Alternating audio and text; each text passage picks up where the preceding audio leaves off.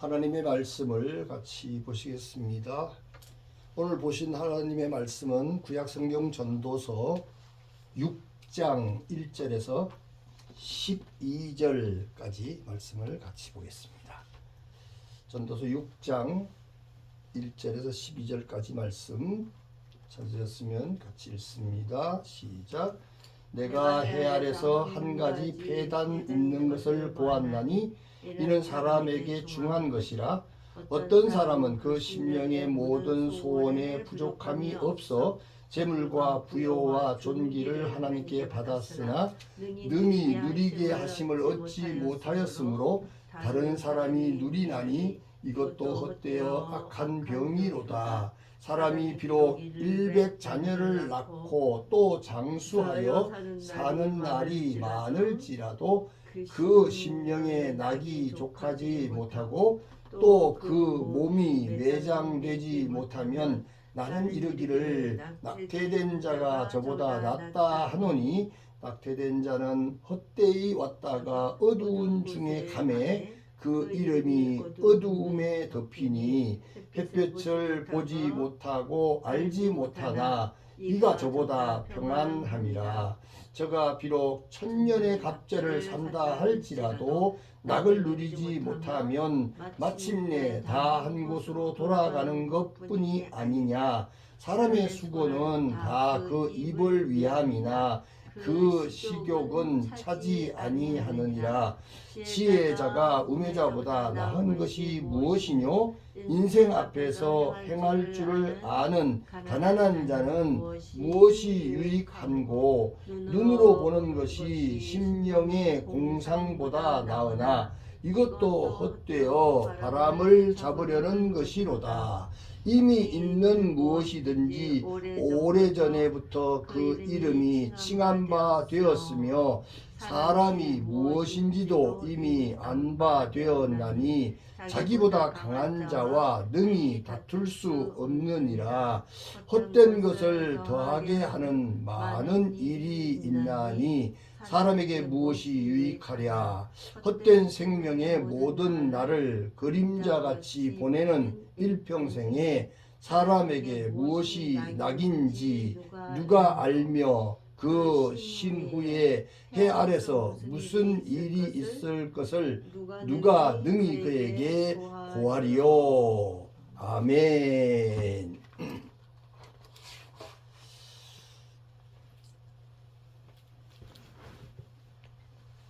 오늘 말씀의 제목은 영원이라는 올람의 인생으로 살아가기라는 제목입니다.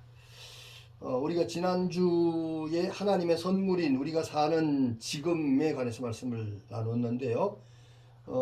하나님이 우리에게 주신 선물이 바로 지금 하나님이 주신 선물을 즐기고 기뻐하고 거기에 충실하게 살아라라는 말씀이었고, 그렇다고 세상에 매여 사는 것이 아니라 오늘 말씀 영원의 생명으로 살아가라. 올람의 인생으로 살아가라 하는 그런 말씀입니다. 교회력에 의하면 오늘이 이제 부활주일이죠. 부활주일로 우리가 이제 생일 기억하듯이 주님이 2000년 전에 부활하신 것을 기억하는 그런 주일로 예배를 드립니다. 그러나 우리는 이미 2000여 년부터 전부터, 아니 더 나아가서 영원 전에 하나님께서 우리에게 주신 이 올람의 인생, 영원의 인생을 주신 줄로 믿습니다. 그래서 이미 그 부활의 생명은 영원한 생명이죠. 올람의 생명이죠. 그 영원의 생명을 영원이신 예수님이, 영원이신 하나님이 영원 전에 우리에게 주셨기 때문에 2000년 전에 그것을 역사적으로 우리에게 확증시켜 주셨고, 부활절을 통해서, 그리고 우리가 믿음을 가졌을 때부터 시작해서 지금까지 그 영혼의 생명이 우리 안에 있기 때문에 그 영혼의 부활 생명, 그 생명이 매일매일 우리는 부활의 생명으로 살 줄로 믿습니다. 아멘.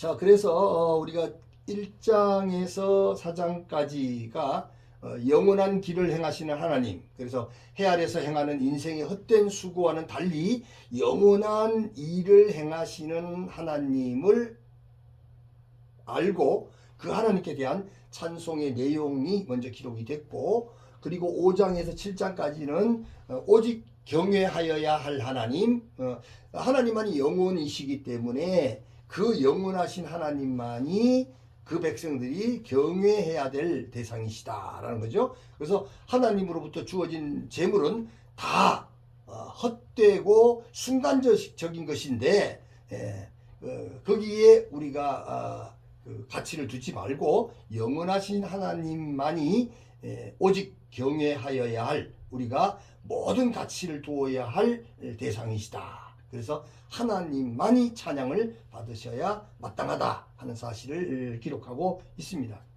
6장, 5장과 6장이 그 영원하신 하나님을 증거하면서 우리가 살고 있는 이 헤벨이라고 하는 잠깐 있는 세상, 시한부적인 세상에 있는 가장 가치를 두고 있는 게 재물인데, 이 재물은 다 무익하다.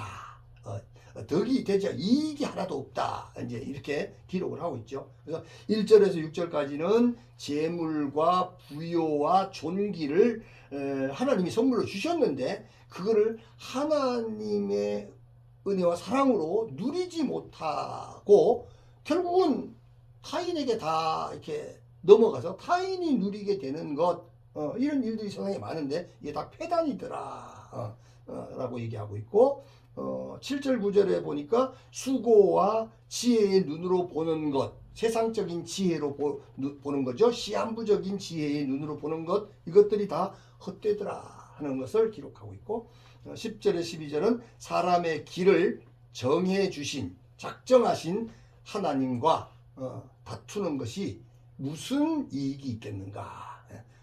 다시 말하면 하나님의 길, 하나님이 정하신 길 가치로 따라가는 것만이 온전한 복이고 온전한 행복이고 온전한 축복의 길이다. 그래서 하나님의 영원하신 길로 따라가야지, 자꾸만 사람의 길을 정해놓고 거기에 하나님과 다투려고 하지 마라 하는 것이죠. 그래서 오늘 제목이 뭡니까?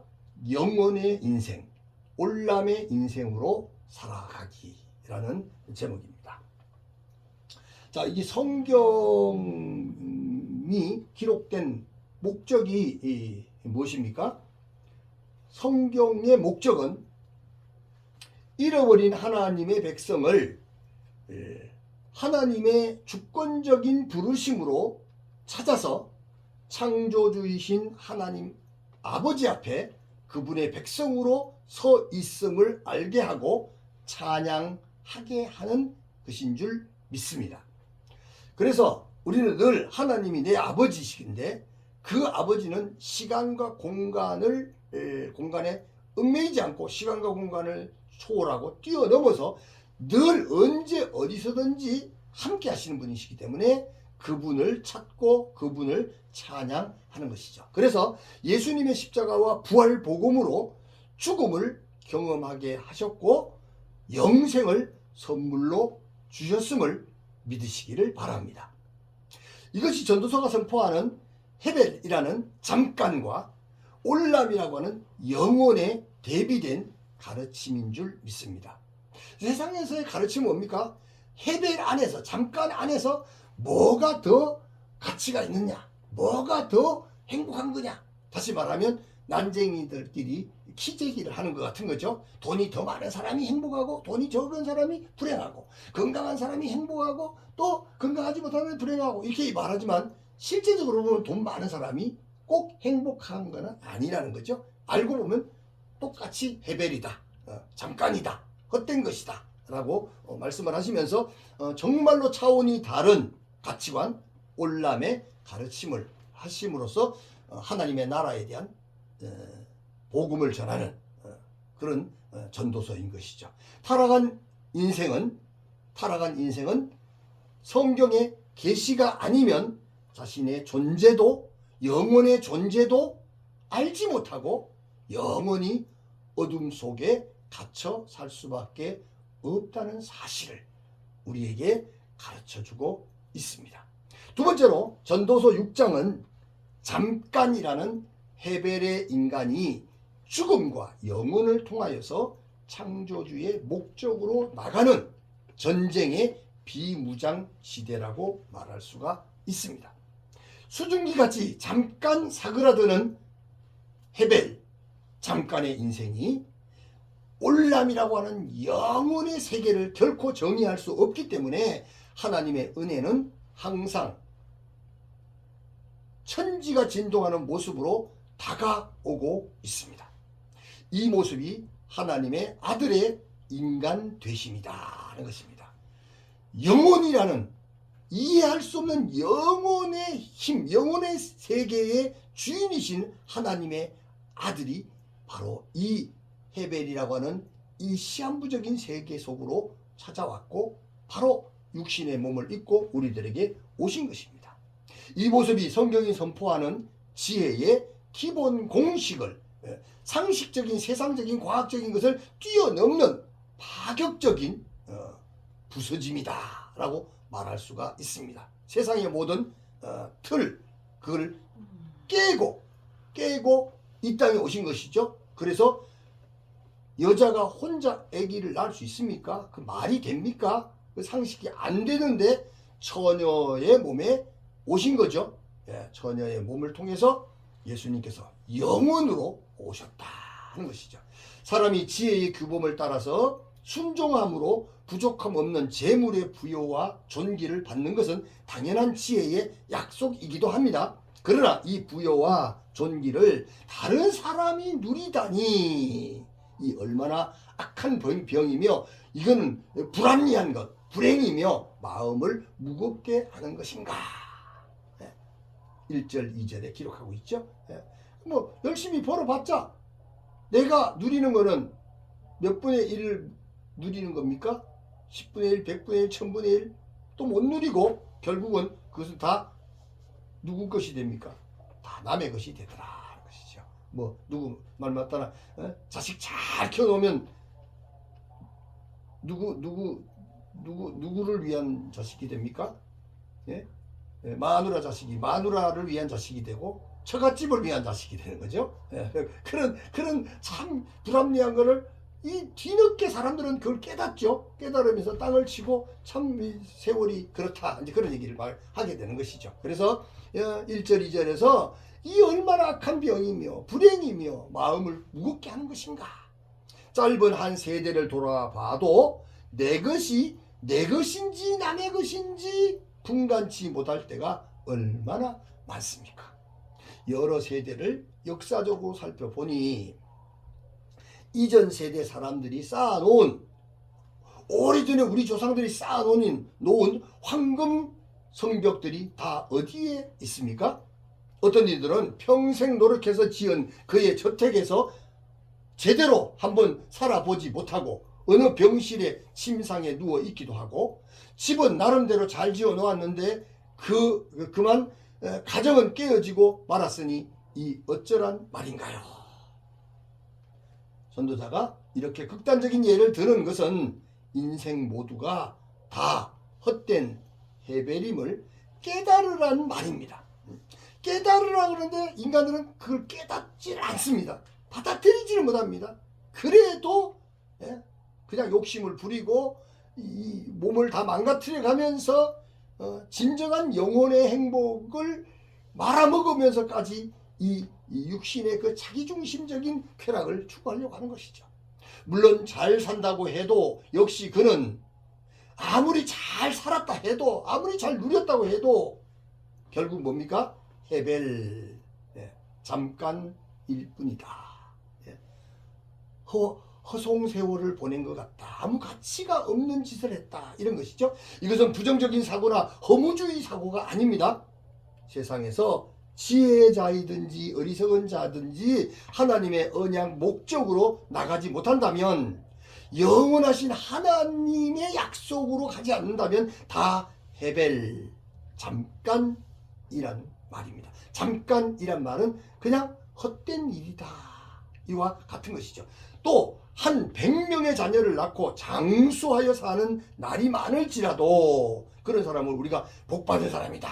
뭐 이렇게 얘기를 하지만 그럴지라도 영혼이 행복으로 만족하지 못하고 하나님으로 만족하지 못하고 예수님으로 만족하지 못하면 영혼의 만족이 없으면 결국 안장되지 못하면 무덤에 들어가는 들어가고 말죠. 낙태된 자가 그보다 낫다. 그렇게 말하고 있습니다. 3절 4절에 또 이것은 무슨 섬뜩한 말인가. 그러면서 지혜의 기본 언약의 최고봉 인생은 자녀를 많이 낳고 오래오래 사는 것이죠.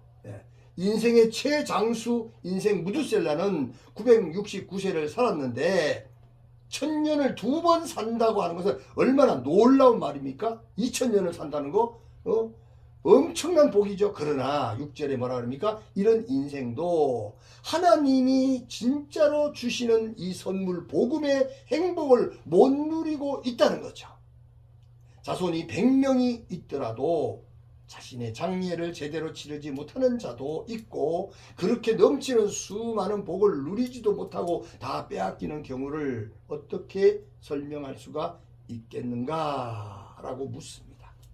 특히 어미배 속에서 낙태된 사생아는 지혜의 기본 공식에서는 악인의 길에 쏟아붓는 저주와 같은 일이죠. 시편 58편 8절에도 기록하고 욥기 3장 16절에도 기록했는데요. 낙태된 사생아와 1000년을 갑절로 산 산자와의 극단적인 비교는 무엇을 말하고 있는 것입니까? 해 아래서 해 아래의 공식으로 살아가는 인생들에게 내가 생각하는 지혜는 무엇이며 내가 살고 있는 삶의 모습은 다 너의 공식으로 설명할 수가 있는가? 라고 묻고 있는 것입니다. 세 번째로 그리고 사실 인간이 말하고 만드는 모든 것을 아무리 종교적이나 윤리적으로 포장을 한다 하더라도 입을 위한 것이고 그 식욕을 채울 수가 있다고요? 없다고요? 없다는 것입니다. 아무리 많이 먹어서 배가 불러 배가 터져 죽을 것 같다고 뭐 환호성을 쳐도 몇 시간 지나면 어떻습니까? 또 배가 고프죠. 채울 수가 없어요. 지혜자나 우매자나 부자나 가난한 자나 모두가 눈으로 보는 것이 마음으로 공상하는 것보다 낫다고 9절에 기록합니다. 여기서 마음은 욕망과 같은 단어로 네페시라는 히브리어 단어로 되어 있습니다. 마음은 곧 욕망에 사로잡혀 있고 욕망으로 가득 차 있는 것이요. 단지 욕망으로 삼키는 것과 눈으로 원하는 것에 대한 비교인데 눈으로 보는 잔상이 삼키는 욕망보다는 더 오래 간다고 할지라도 결국 모두가 헤벨, 잠깐이라는 것을 강조하고 있는 것이죠. 전도자는 인간이 생각하고 원하는 모든 것이 강한 자, 진짜 강한 자가 누굽니까? 세상에 권력을 가지고 있는 사람, 세상에 돈을 많이 가진 사람, 그게 강한 자가 아니죠. 진짜 강한 자의 강한 자, 강한 자 중에 강한 자, 최고의 강한 자가 누굽니까? 창조주 하나님이시죠. 이 강한 자 창조주와 다툴 수 없다고 10절에 기록을 하고 있습니다.